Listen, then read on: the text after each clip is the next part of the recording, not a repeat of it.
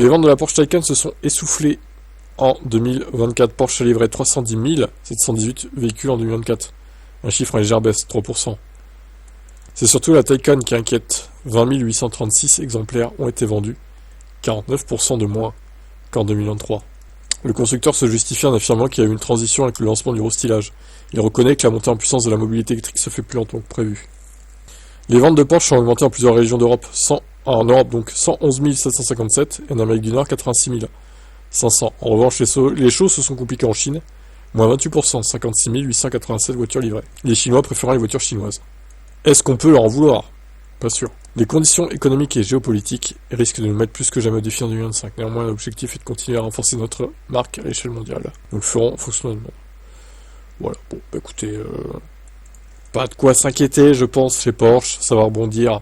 C'est quand même une très bonne voiture. Bon, après, il faut avoir les moyens d'acheter ça, hein, évidemment. C'est pas à la portée de tout le monde. Maintenant, je pense que faut pas s'inquiéter, que ça va remonter en 2025. La Ioniq 5 a battu un record du monde.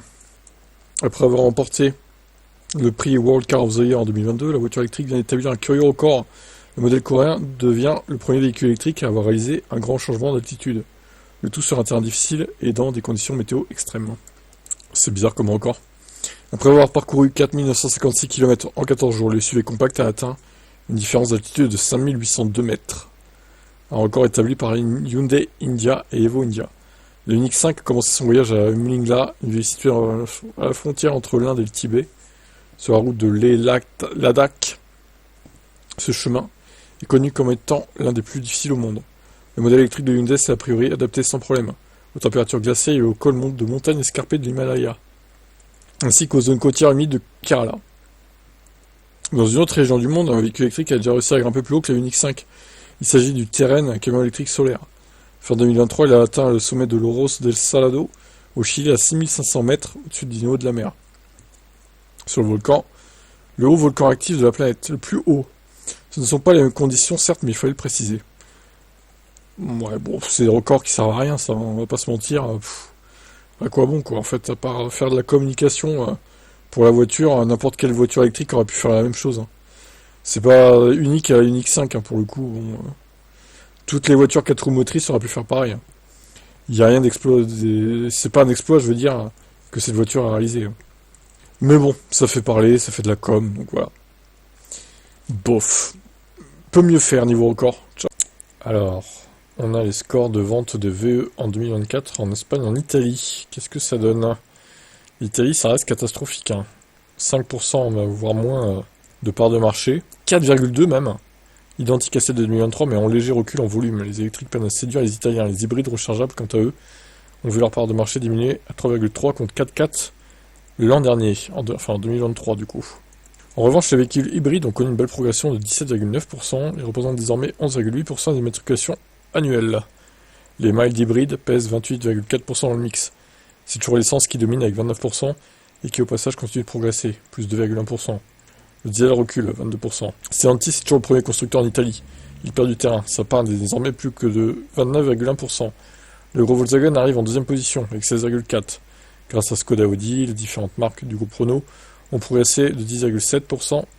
Le fabricant français pointe à la troisième place, avec 11,8% du mix. Si le marché automobile a franchi pour la première fois depuis 2019 la barre symbolique du million de véhicules vendus, 1,02 million d'immatriculations à la part des VE est en recul dans la péninsule ibérique. En 2024, elle s'est établie à 5,4% contre 5,6% l'année dernière. Ouais, c'est à peine mieux quoi. Hein. Bien que les ventes en volume aient progressé, le gain était suffisant pour suivre la croissance globale du marché. Les hybrides rechargeables pour leur part ont reculé à 4,9% du mix. En revanche, comme en Italie, les hybrides ont vent en poupe. Leurs ventes représentent désormais 32,3% des immatriculations sur l'ensemble de l'année.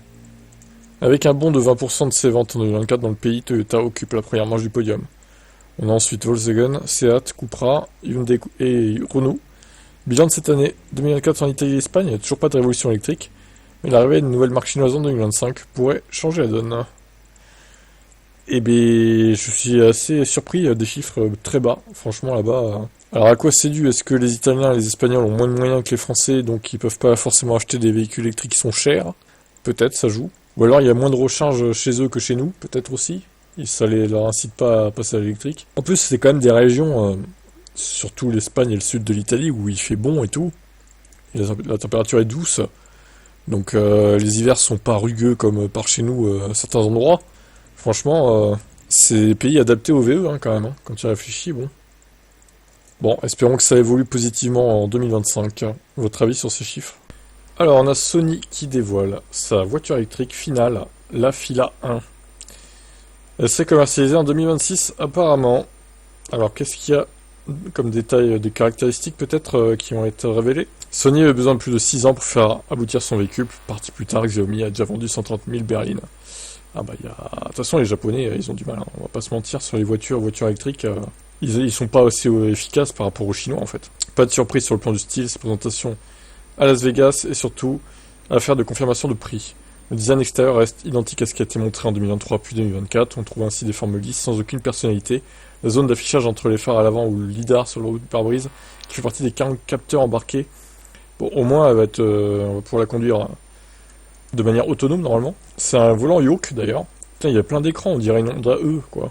Oui, il y a plein d'écrans comme ça, là.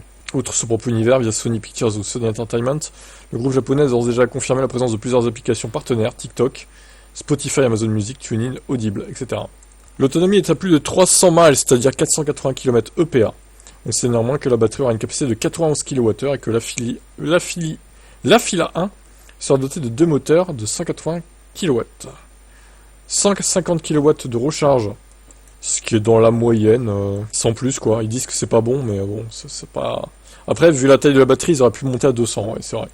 Après, encore une fois, il faudrait voir la courbe de recharge et pas que le pic, quoi. Parce que si le 150 kW dure longtemps, à la limite, bon. Elle embarque un port NACS et une accessibilité au réseau de superchargeurs Tesla, donc. La version signature serait à 98 800 €. L'entrée de gamme origine arriverait quelques mois plus tard avec des jantes 19 pouces au lieu des 21. Le tout pour 86 300 €. Sans les écrans arrière non plus, ni la caméra centrale à l'intérieur. Le tarif qui la positionne face à Lucid Air. C'est un peu too much. Je pense que ça va pas le faire. Ça ne va pas le faire. Elle est vraiment très conventionnelle. On dirait qu'elle a été dessinée pour plaire au plus grand nombre. En fait, sans plus, quoi. Ah ouais, les énormes écrans derrière, incroyable. Aucune prise de risque sur le style, hein. Vraiment. Je préfère largement la Xiaomi Su7, là, clairement. Tous ces écrans à l'intérieur, ça va jouer sur la console, ça, en plus. Mine de rien. Faut les alimenter, ces écrans. Les rétro-caméras aussi. C'est un rayon, le coffre, c'est pas mal. Ça, c'est plutôt un bon point. Après, elle est beaucoup trop chère, quoi. Elle est, pour moi, 15-20 000 € trop chère par version, là. Alors, je sais qu'il y a une grosse batterie, hein, ok, d'accord, mais bon. Quand même, quoi. Bon, bah, quand ils en vendront 10 ou 15, ils baisseront peut-être le prix. Have a nice day. Et on peut même passer des messages à l'avant, quoi. Magnifique. Bon, vous en pensez quoi, cette voiture de Sony? Ciao.